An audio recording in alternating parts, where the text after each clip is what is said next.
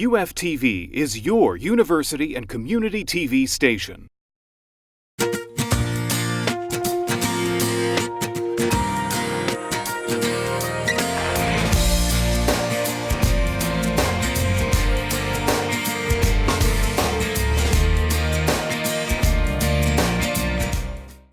Welcome to the University of Findlay Art and Culture Show. I am Sharinda Welton, your host, and today we have 6 very special guests on set with us, and I would like to introduce them to you. First we have Shiloh.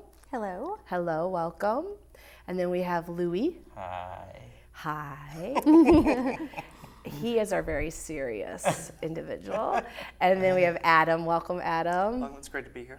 Thank you for being here. It's great to have all 3 of you. And then you have 3 very special guests with you that are with you at all times. They are service animals. And I would like each of you to introduce your own K9, please. Well, this is Javelin laying here facing backwards, but I call him Javi. So How old is Javi? he is almost 6 now. Okay.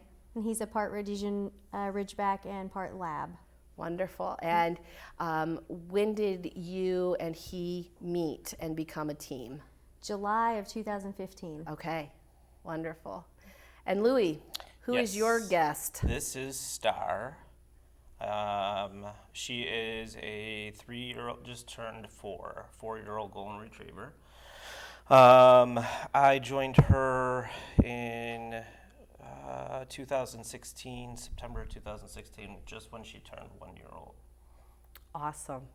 And as we can tell, they are really, really, really excited about very cameras, the lighting, the set, all of it. They're some of the most nervous dogs I've ever seen in such a setting. Very used to the spotlight. Yes, they are. Adam, who do you have with you? Well, this is Molly, and Molly and I have been a team since December 2015. She's about 5.5 years old, and can't imagine my life without her. I think it's wonderful that you don't have to.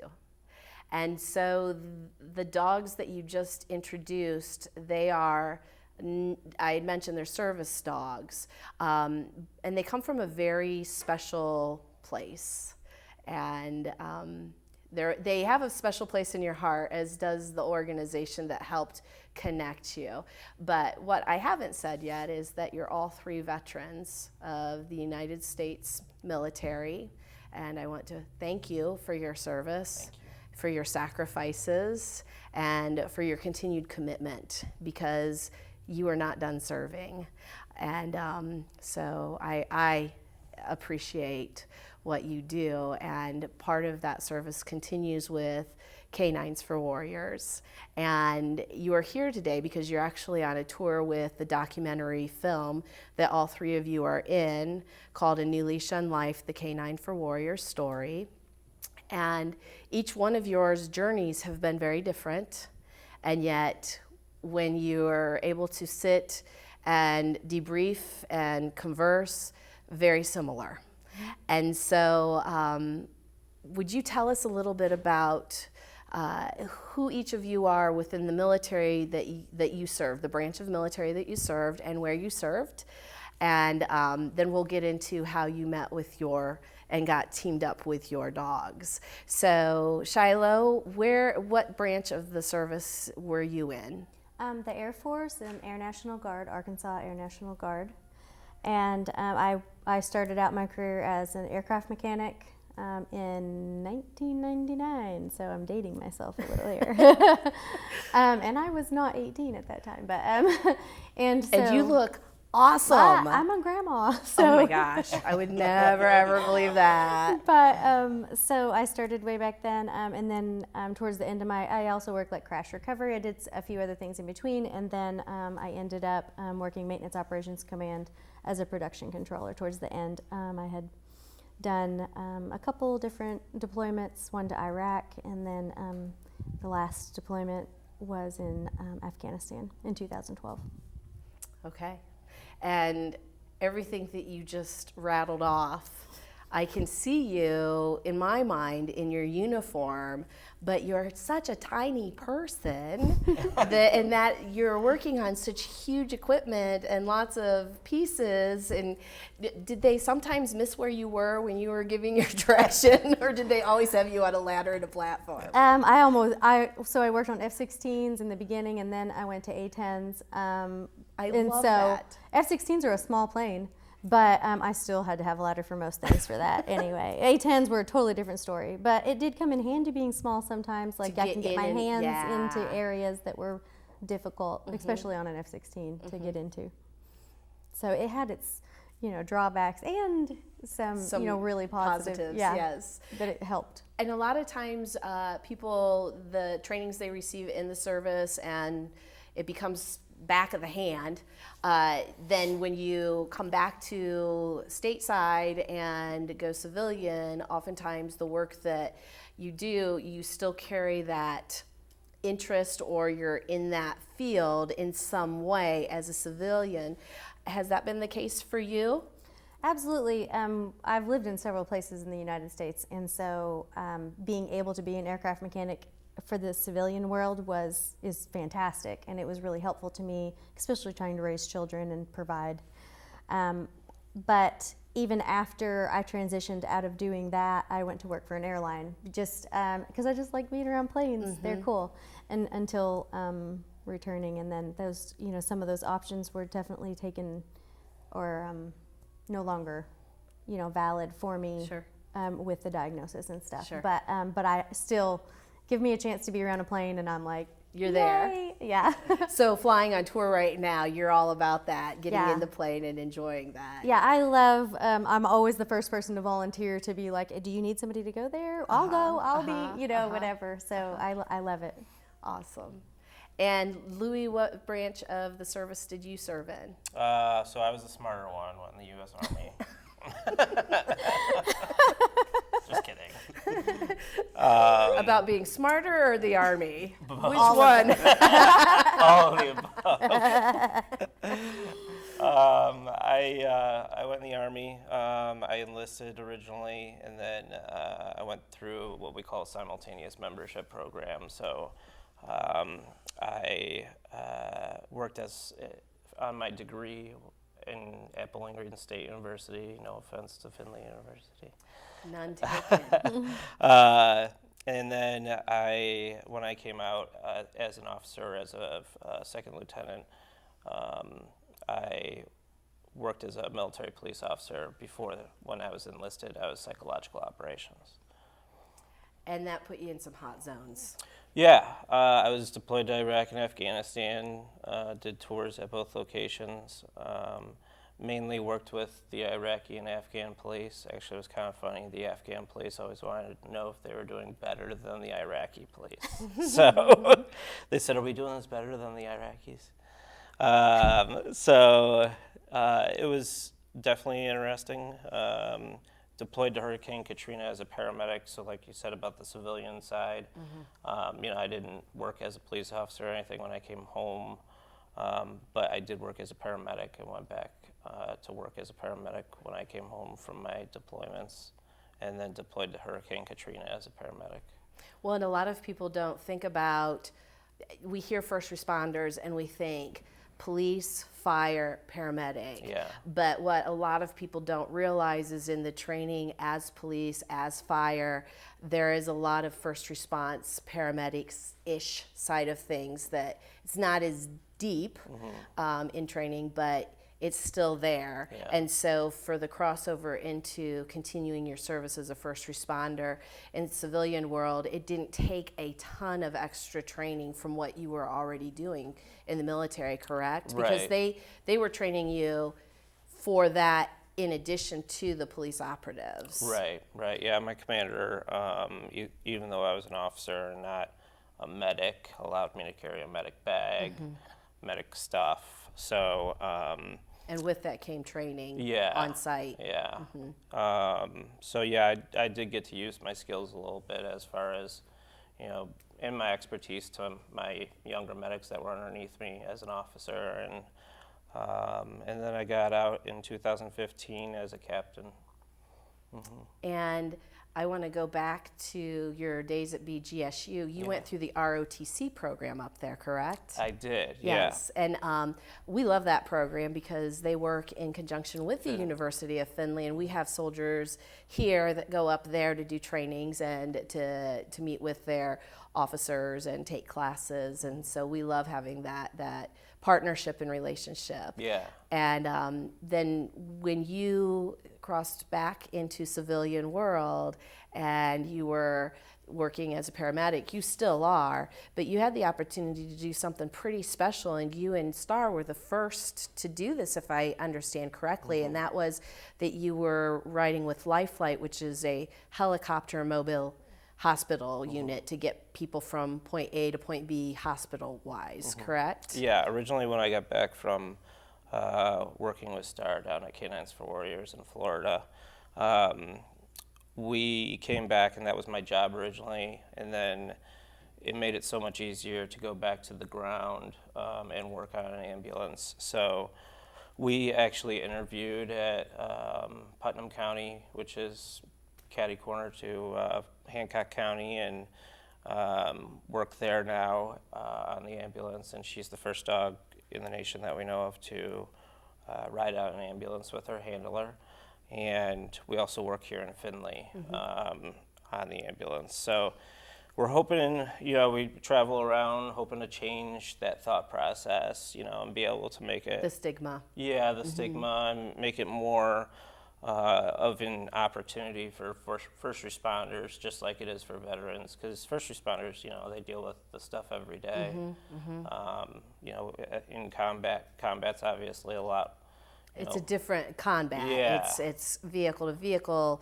Unfortunately, there are gunshot wounds, sudden illnesses, but it's still a zone that's not a normal zone for our brains to process and our emotions to process. Yeah, and trauma's trauma. It is. So, So it's still a combat zone for the Yeah. people that are there day in and day out. I can definitely comprehend what you're saying there. And you've had the opportunity through Voice to actually be interviewed on national news syndicates and taking it one step further and being a voice for those who were affected by 9/11 here stateside that were first responders that ended up with service dogs, and local government that said, you have a dog, you can't serve. And through your story and through the cooperation of the communities that you work with, you have been able to be a voice to help empower those individuals to get back on payroll, correct? Yeah, absolutely. Yeah, when we first came back, obviously it was a big thing because she was the first dog out in the ambulance, and there were several, individuals across the country that had tried to get in contact with me, that had emailed me, asking how they can approach their employer, what they should discuss and things like that, how to do it appropriately and make the proper accommodations. And so each person that reached out to me, I definitely, at least reached back and told them, what I experienced and how lucky I was to have good employers, but also, how to approach the conversation and bring up how to accommodate your service dog. So yeah, absolutely. That's what we try to do with first responders, Great. Yeah. And so Adam, what branch of service have you served in? Well, like Shiloh, we're the smart ones. We want Air Force. Of course, we all love each other, and we try to pick on each other. I'm way the thorn to in pick, between two roses. So yes, I started off my career in the Air National Guard up in Long Island, New York for the 106 Rescue Wing. Decided that I needed to serve full time, so bounced around to Virginia, a little bit in Texas here and there, and then right here in Ohio, I finished out my final 2 years where I did my clinicals as a medic, teaching some clinical skills down at Wright-Patterson. So it's great to be back in Ohio. So We love having you here. And you have continued your educational career and have been had the opportunity to not only get your undergrad, but you've also received a graduate degree and are in the process of being accepted into a doctoral program, correct? You got it. In communications? Well, I have an undergraduate in communications and rhetoric from Syracuse University, and I stayed on. Luckily, I still swear the Maxwell School of Citizenship and Public Affairs admitted Molly and I had to come along because getting into that caliber of the public administration world was crazy. And then at the same time, I'm going to do 2 graduate certificates and run the Student Veterans Org and share the K9's message and work with my family here. And I decided that, you know, that's not enough pain. I need to earn a doctorate in public policy, so we're working on my PhD application right now. Wonderful. And so this goes back to what I said. You served in the military, but you're continuing to serve both within your continued education, within your families, and within the greater communities. And part of that is also through K9's for Warriors. And there was a documentary made last year called A New Leash on Life, the K9 for Warriors story. And all of you were featured in that. And your dogs were also featured in that. And so from that, you've been provided a platform that I'm guessing when they came and said, hey, can we interview you? Would you be interested? You didn't know what impact it was going to have on your personal lives.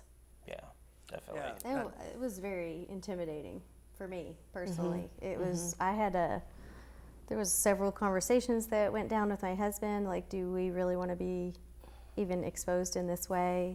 And then also just like, I don't, you know, like, what would this mean? What would it even be like? You know, Yeah. how, but then for me, they saved my life. You know, they saved our family. K9's for Warriors, K9's the for Warriors. organization. Yeah. So if they were asking, I didn't want to say Say no. no. Yeah.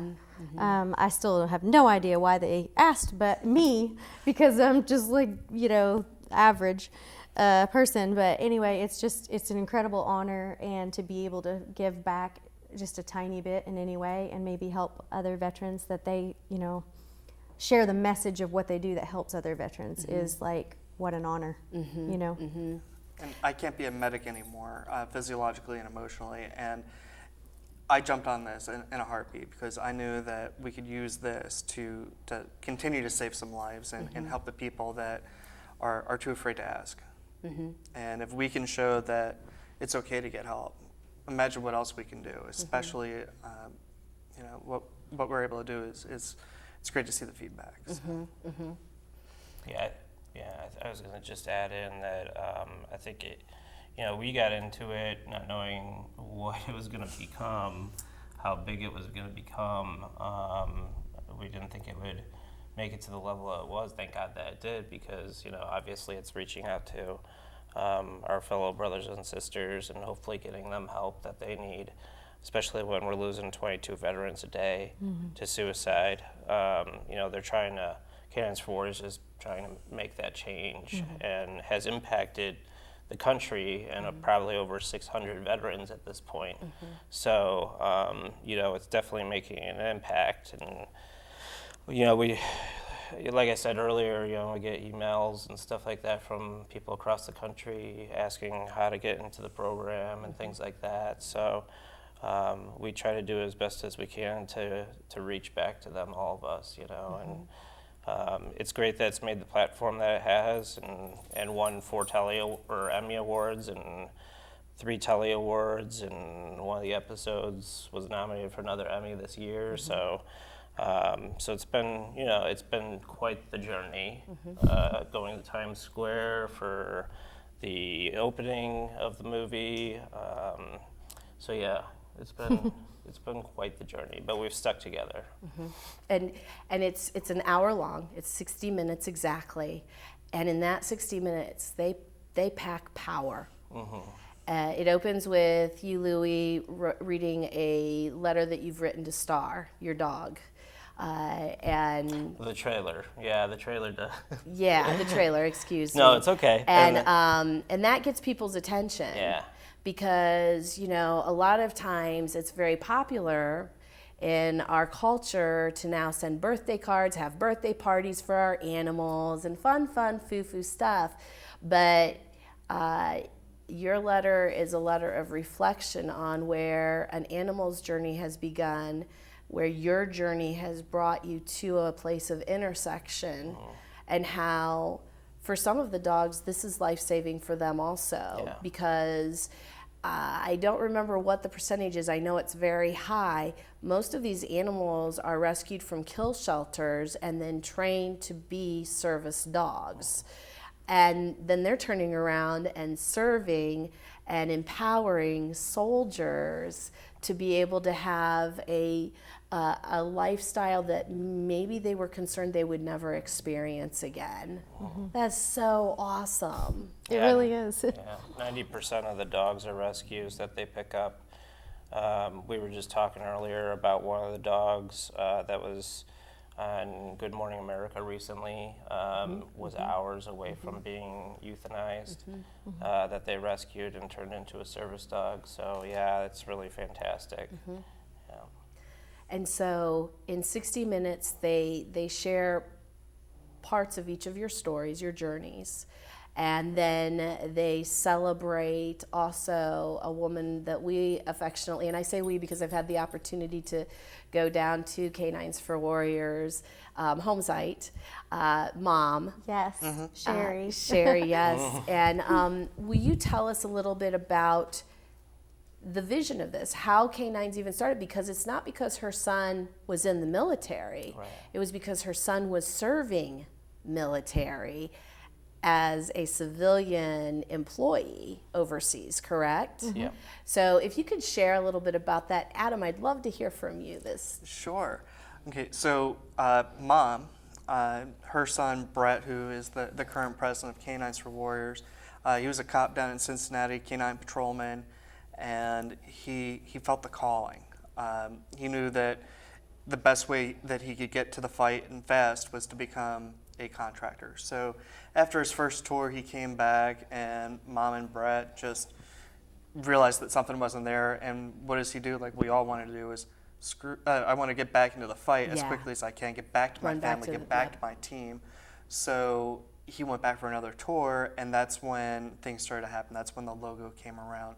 It's when they came up with a plan, and Mom, almost immediately figured out a way to do this and to do it the right way, because there's such a big difference between a service animal and pets like therapy animals and comfort and emotional support animals. They're pets, but service animals and what they're trained to do for us it's unbelievable. And thanks to Mom and Brett, I'm here today.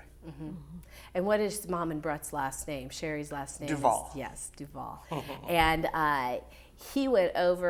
Brett went over as a contractor to help train K9's in sensing. Well, he brought a bomb. He was a bomb sniffing dog handler. Yes. So, Trainer, right? Trainer? Was Trainer. it trainer or handler? He was training him, right? He did both. Oh, Yeah. And so, but Adam when he would know. came back, he was showing the signs of PTSD. They just didn't know that was what the signs were. Mom was just watching and going, okay, something's not right here. And when she realized that, she also realized our veterans are giving so much. The families sacrifice and support our soldiers going over or being stationed anywhere in the world. But when they get back, she said, we've got to make sure our kids are still safe, that we're paying attention to symptoms and signs, and that we can help fix something so they know we're still paying attention and not forgotten. And she came to those conclusions watching Brett's struggle, correct? Yeah, after seeing Brett interacting with his dogs and seeing how that happened, that's how the whole, what is a service animal, and how do we do this and make this a thing, and not just take care of one child. As Louie has said, she's got 600 children. We do not know that woman by any other name but Mom. Yeah, yeah, and the headquarters, it's so special with the way they have it set up, because they give the dogs dignity, but they give the soldiers, the veterans, dignity also. Shyla, would you like to talk about that a little bit, how headquarters, I'm sorry. I know some people call it another boot camp area. Camp K9. Camp K9, and then I call it headquarters because that's where it was birthed. So will you talk to us a little bit about Camp K9 and how that's set up for veterans that are in a lot of pain and processing? They've just now left a home again to be introduced to an animal. How have they worked at meeting the needs of the veterans while they're there so that they feel that this is a dignified situation for them too?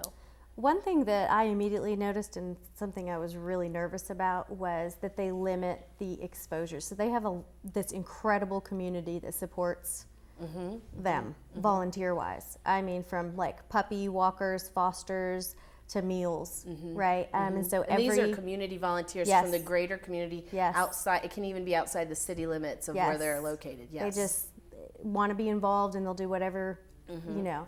But they have this incredible network. But with the symptoms and the things that come along with PTSD or TBI or military sexual trauma, you don't want to be having to be introduced or constantly in contact with like that. It's uncomfortable, and I was scared to death. Like, everybody's going to want to know, like, well, what happened to you, or what's your story, whatever, you know. And I knew that I could not share that at that time. Or they're just coming up to want to talk to you and say thank you for your service, da da da da, and you're like, whoa. I can't, right? Yeah. And so they very much respect your privacy. And so you didn't have to go there and feel like you were on display for this whole community that is a loving, amazing, volunteering community, right? And they're even willing to just be like, I don't need to be seen. I don't need to. I'm going to drop these casseroles off in this little box that's outside the door, and then as they come, you know, they really limit the exposure for you, where you don't feel like it's all just anyone, like you're a sideshow, and that's so important. It was huge. And privacy, as far as like the room situation and stuff, it's beautiful. It's like going to a resort, and you have a private. It's like I call it a 4-pack pod or whatever, you know.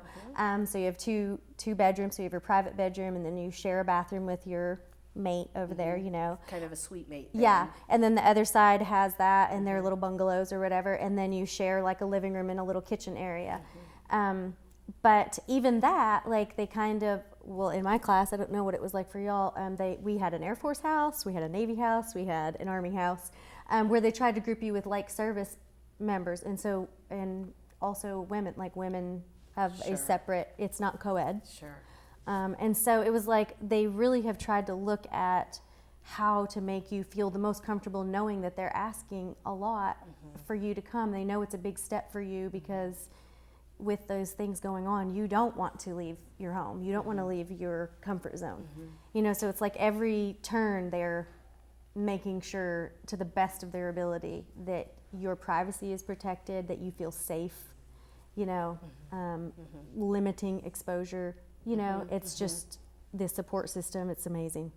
And even when I took students down to visit last February, and when we coordinated that, they made sure that there would not be any veterans there except for the ones that are on paid staff or the volunteers that are there to help with the Q&A and sharing and showing parts of it. And even when they give you a tour, they don't show you everything, again, out of respect of the veterans. And we just loved that. We did not feel like at any time anything was being kept secret because it had to be secret. It was out of pure respect, and that's the way it should be. So, Adam, I would like to ask you, I've noticed, and each one of you may want to pick up, you have these really heavy leather harnesses, leashes that are connected to the dog. And right now, with the way we're seated, you don't have them across to your chest, but a lot of times there's a strap that goes over. Would you be willing to demonstrate, since you're right there? And Shiloh, you have talked with that adorable Southern accent, and I just realized I am starting to draw myself. I'm sorry. No, it's just my ear it's does contagious. that. It is.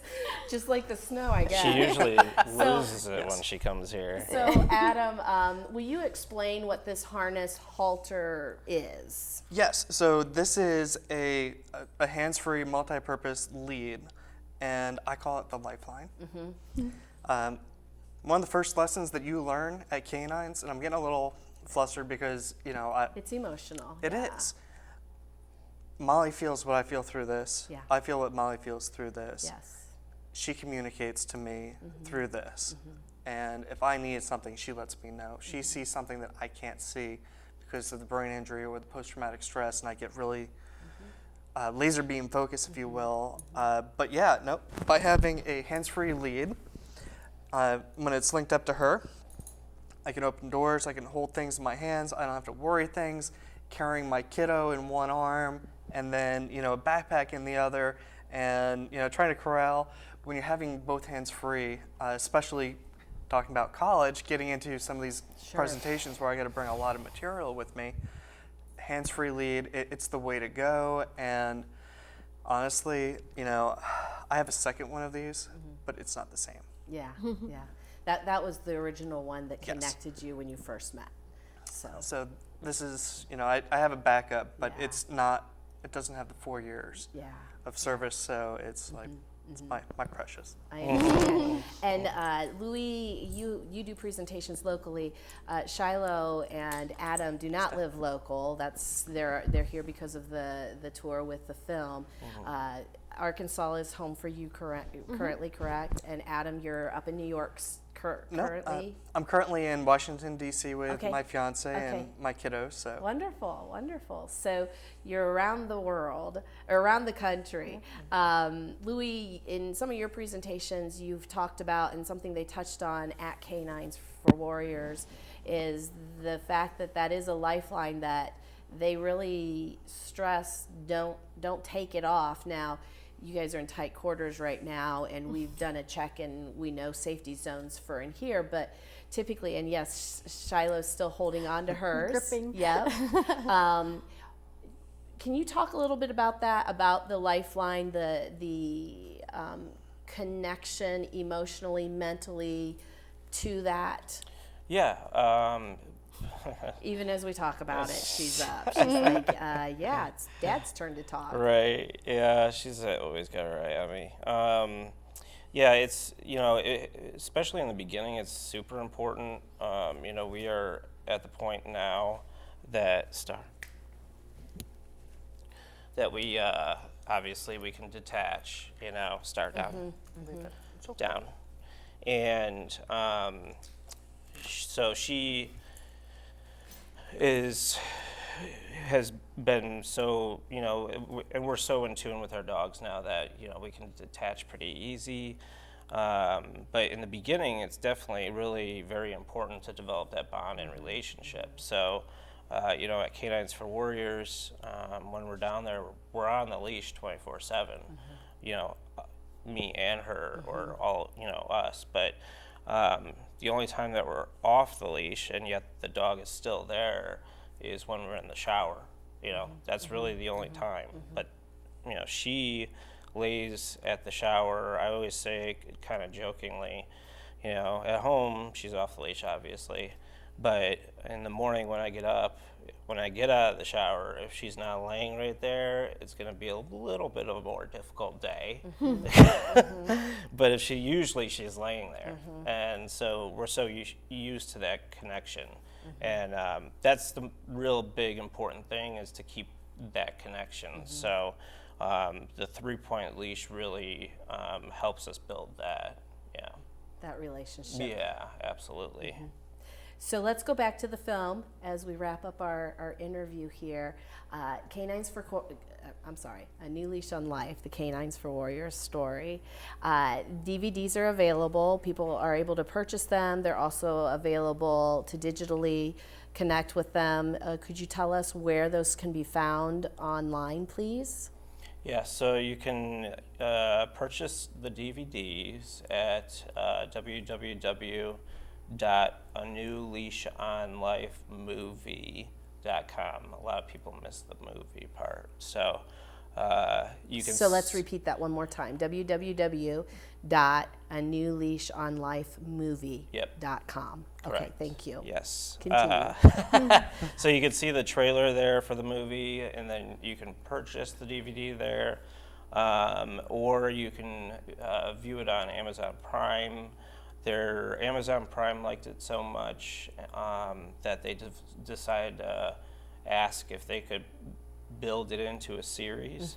So the first, And that goes back to what you referred to earlier in the interview with things changing a little bit. Yeah.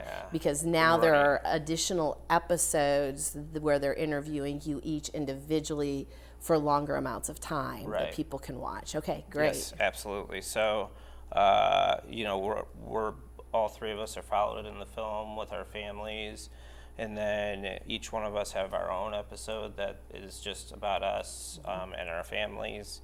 And then there's an episode on the founders, Brett and Sherry, so you get to learn more about them.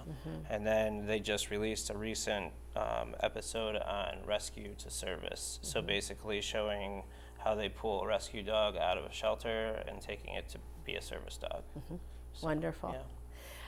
And for those who may not be able to afford the DVD or you don't have access to Amazon Prime, this movie will begin airing or already has begun to air on PBS affiliates. And they have purchased the rights to be able to show this film through 2023 or 2021. 21.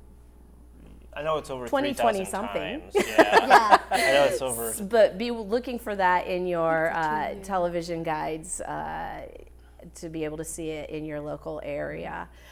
Thank you so much for taking time out of your crazy busy day. I know you were with corporate functions earlier today. I know you're doing a community function, and then you're on the road again to a new location and destination. So thank you for being here with us. Thank you for having us. Yeah, thanks You for are having very us. welcome. It's wonderful. And we are excited to see continued growth in the organization and celebrating lives that are continuing to get stronger and with dignity.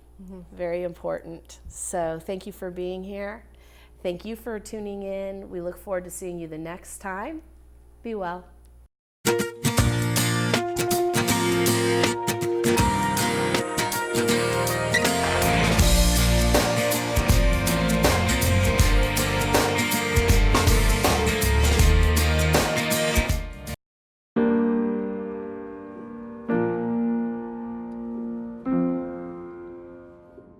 UFTV is your university and community TV station.